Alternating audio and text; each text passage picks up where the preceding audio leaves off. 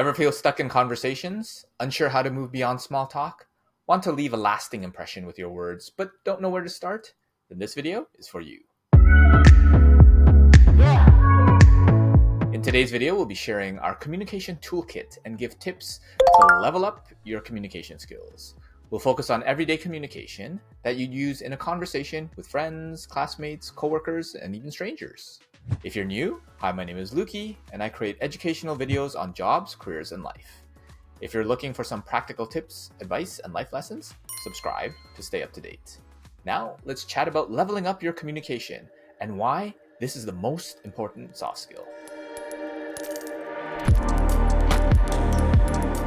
First of all, it's important to understand that communication is not just one skill.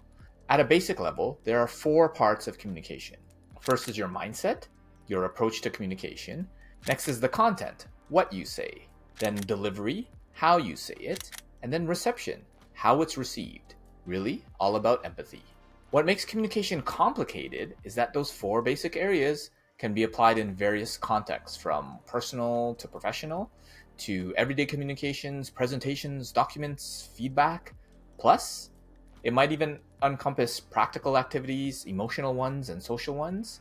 And to make it even more complex, communication can be delivered in person, virtually, by text, audio, or voice, synchronously or asynchronously.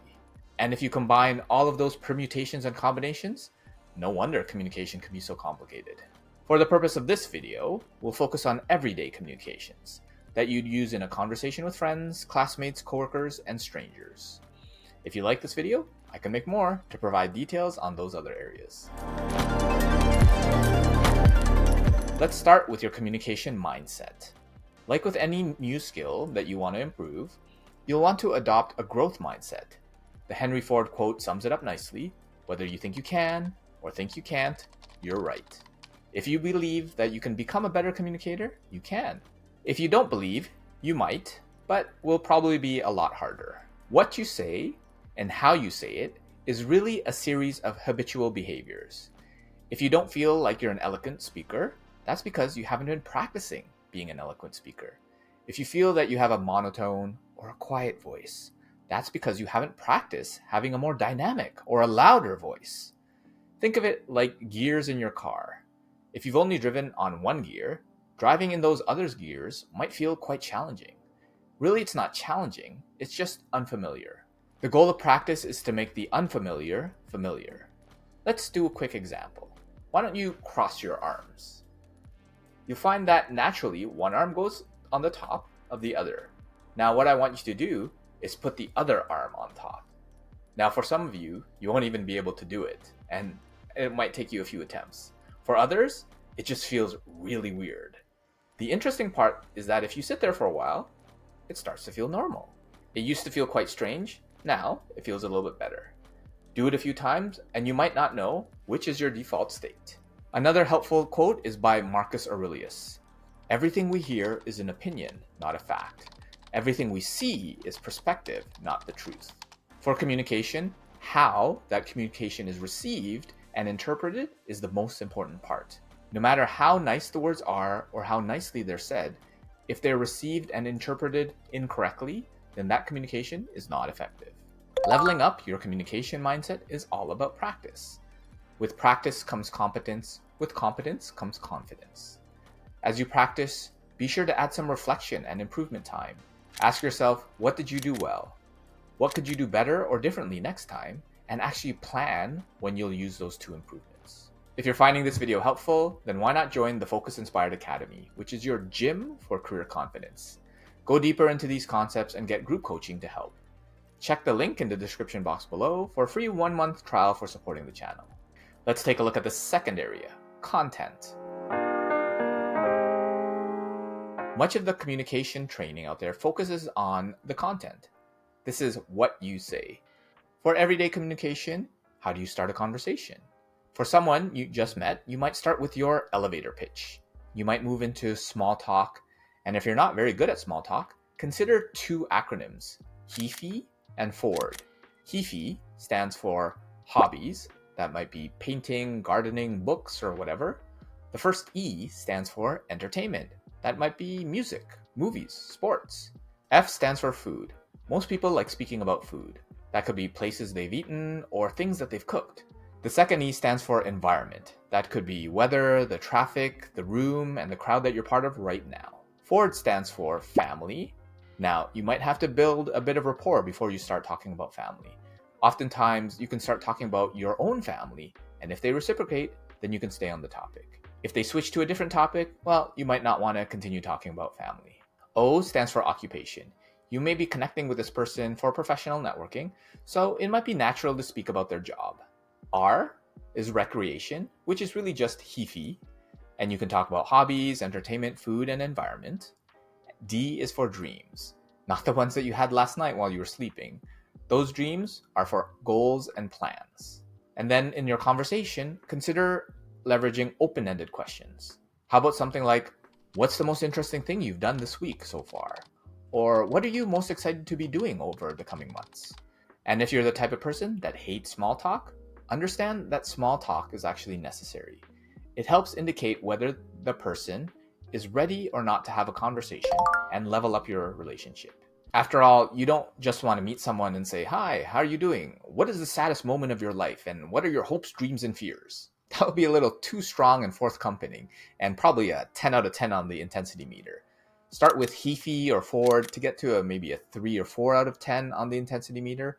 Then you can potentially add some more vulnerability to get into those deeper questions. Consider volunteering information first. As the saying goes, the more you give, the more you receive, which means you need to start by giving first. As you're looking to build meaningful connections, consider being curious and interested. A few simple phrases. And how about you? If they ask you a question, answer it and ask them the same question. Another helpful phrase is, "That's interesting. Tell me more about," and that presupposes that you are listening to what they said and want to know more. Consider also adding a few conversational threads by putting a bit of context or sharing a similar or relevant story before you ask for more. Why don't you try by sharing this video with a friend? If you have any questions or what you're struggling with in your job search or career, feel free to connect with me on LinkedIn. Also consider practicing your storytelling, building an inventory of some interesting stories. Humorous ones, ones that showcase what you're proud of doing, perhaps ones that showcase a bit of vulnerability. Practice refining the content of those stories. Can you make them more concise? You can often do that by focusing on the peak action, the emotion, or the lesson. A story that I often tell relates to my last name. I mentioned that I was at a client and told them that my last name, it's super common. And the client said, "No way." Well, I told them, "I bet you can find someone in your company directory with that last name." The client searched my last name and he said, "Oh my goodness, there's a Nicholas Danu Carriento that works here." And I said, "Yeah, my brother works for your company and I was just playing you a little bit." We both had a bit of a laugh and that built some extra rapport. Now, when I first started telling the story, I would add unnecessary details like the client was in Montreal and I was with another coworker and there were a whole bunch of details that wasn't relevant. Now, the story is quite short and a little bit more punchy. And perhaps I might even be able to refine it a little bit more in the future. Also, be sure to take some time to reflect and improve on a regular basis. Consider which phrases, questions, and behaviors tend to build rapport quicker for you. Test a few different ones and keep using the ones that work, and change what doesn't. While content and what you say is very important, oftentimes how you say it can be just as important. Do you sound friendly? Do you sound confident? How do you even want to sound? Most people haven't really thought about how they sound. Many people don't even know how they sound. A lot of folks, when they're recorded and have to watch or listen to the playback, they'll say, "Oh, I hate hearing the sound of my own voice." And if that's the case, perhaps taking a bit of time for self-awareness could be helpful for you. After all, if you don't like the sound of your own voice, what makes you think that other people will as well? An important part of communication delivery is to smile. Think about it. Would you rather talk to this guy or this guy? And imagine I did the whole presentation without smiling. You probably would have tuned out a whole long time ago. And I appreciate you sticking with me, by the way. I used to have RBF, resting B face. I even had it where someone went up to me and once said, hey, Luki, are you okay? And I had to return a, "Yeah, that's just how I look." But actually, I realized I could change that look. It was my habit to be in B face. And it took me a while to make the conscious habit to smile more. And a smile can be an instant upgrade to your communication delivery. Also consider your pace, how fast or how slow you speak. Tonality and melody, whether you're monotone or dynamic in the way you speak. Volume, whether you're quiet or you're loud. Pausing, how often you pause. And leveraging pauses to accentuate your message. For pace, consider matching the person you're speaking to. If you encounter a slow talker, then slow yourself down. If you encounter a fast talker, then speed up. For tonality and melody, practice adding some. Consider practice with a children's book or even by singing. For volume, be as big as the room. If you're talking to one person, your volume can be a little bit lower. If you're talking to a room of, let's say, 4 to 6 people, you want to be a little bit louder and project across the room.